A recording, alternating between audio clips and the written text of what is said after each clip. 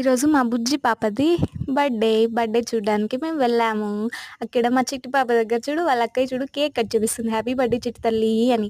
పిల్లలందరూ చాలా ఖుషిగా ఉన్నారు. చిట్టి పాప కూడా చాలా ఎక్సైట్ అవుతుంది. ఇంకా ఫైనల్లీ చిట్టి పాప వాళ్ళ నాన్న చిట్టి పాపని తీసుకొని కేక్ కట్ చేయిస్తూ happy birthday my sweet daughter, my sweet Angel, my చిట్టి బుట్టి అని మామ చిట్టి పాపకైతే కేక్ తినిపిస్తున్నాడు.